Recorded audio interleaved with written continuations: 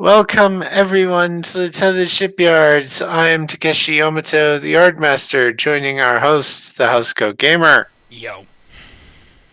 Today we're taking a look at the Excelsior 2 class starship.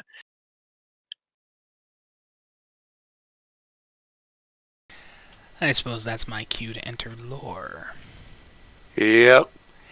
The Dominion War was not exactly pleasant for the Federation. Starfleet was decimated, and its venerable, not to mention numerous, Excelsior-class fleet was decimated. Thus it was decided to salvage as many of these ships as possible. However, some were almost entire write-offs. However, the boys at Utopia Planitia and San Francisco Fleet Shipyards collaborated and went, "We are not getting rid of these ships." While an upsized version, the Obena class, was introduced, they needed a mid-fleet cruiser class. And the only ship that could really fit the bill was the Excelsior. Yep. So the only real solution was build more Excelsiors. That said, the Excelsior class is a century old at this point. Then they looked to new projects such as the Sovereign, Luna, and, of course, eventually the Sagan class. And went, what if we do to the Excelsior what we did to the Constitution class? Extensively rebuild the design, utilizing lessons learned from the Sovereign class. Which they did. The first ship to leave the line, rather fittingly, was USS Excelsior, NCC 42037, serving as the prototype for the new Excelsior 2 class. This would give every Excelsior frame a new lease on life for the simple reason of, good lord, why can't we get rid of these things? Yeah. Internally, they were completely different, but for the most part, the internal structure was completely the same. While there were some obvious extensions, and a near total replacement of the saucer section, all the components are basically there. Yep.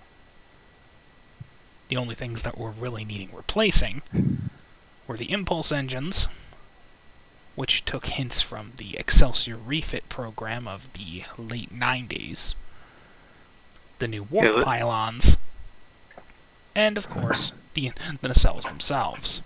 The saucer, for the most part, was just elongated, taking cues from the Sovereign class. This would improve its warp drive performance. And due to the Treaty of Algeron going bye-bye, thanks to the dissolution of the Star Empire, most Excelsior 2 class vessels were fit with a cloaking device. Because what was the point of keeping up the treaty if the government they signed it with didn't exist anymore? Yeah. The Excelsior 2 class would serve with distinction, with one extreme blemish. April 16th, 2401.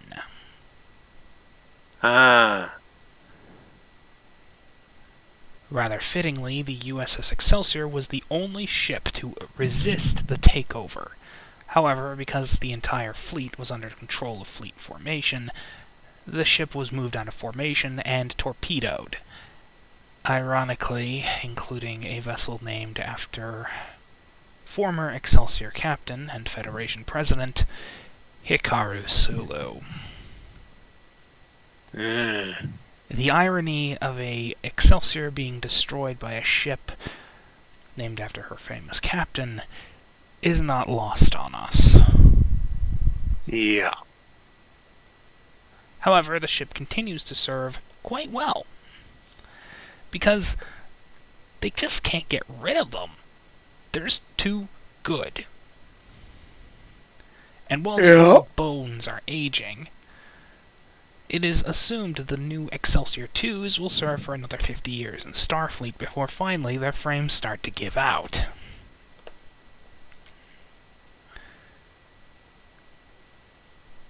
Yeah. As an aside, why won't these ships just die already? They're like revolvers. You just keep making more of them because they work. But they're antiquated, and why won't they go away? Yeah. To be fair, I love the Excelsior class. Yeah. And I do agree that it does have a nice look. Though I prefer the Sovereign and what Ron calls the go-kart. Because it is a go-kart. Yeah. With guns. Yeah. And a V8 engine strapped to it. Yeah. But the Defiant is just nice and compact, and the Sovereign is sleek and majestic. But both of those owe a lot to the Excelsior class. After all, everything that was tested is always tested on an Excelsior. I mean, seriously, how many of the bloody things are there? Quite a few. Anyway, let's get to the stats. Entered service year 2390. It's a scale 5 starship, just like the Excelsior, like the original Excelsior. The original Excelsior had comms 8, had engines 9 and sensors 9, and an 8 in everything else for 50 points. We basically had to give this thing 10 more points to get it to 60, 59 plus 1. So we brought engines and structure up to 12 and everything else to 9. And for department modifiers, this thing has 1 point each in security, engineering, and science. Partly because this thing is an intel boat. For weapons, it has phaser arrays, torpedoes, strength 4 tractor beam. And for talents, I gave it electronic warfare system, improved warp drive, and secondary reactors. You can always add a cloaking device as a free talent if you want.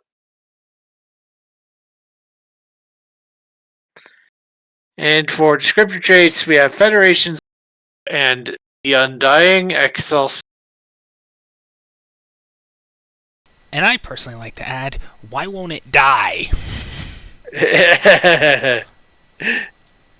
Because seriously, this design, by the point of Picard, is 110 years old. At least. Yeah. Hell, judging by the registry codes, the Excelsior was probably started construction during the days of TOS. Stopped because of, well, issues. Explaining the Federation class. And finally, serving the Dominion War.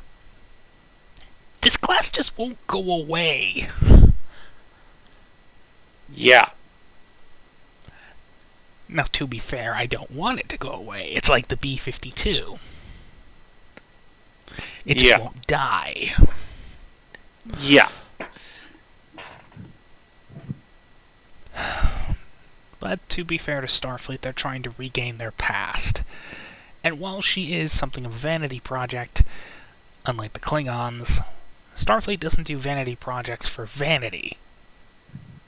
They do it because it's vanity, but it's functional. Yeah.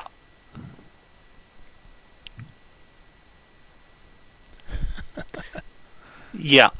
And honestly, most of the Klingon vanity projects,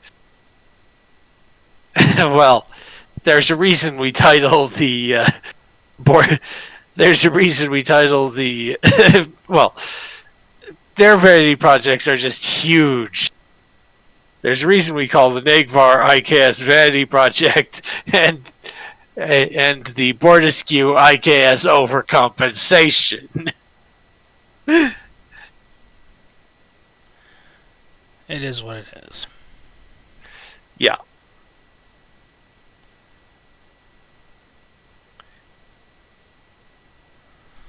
Bye bye.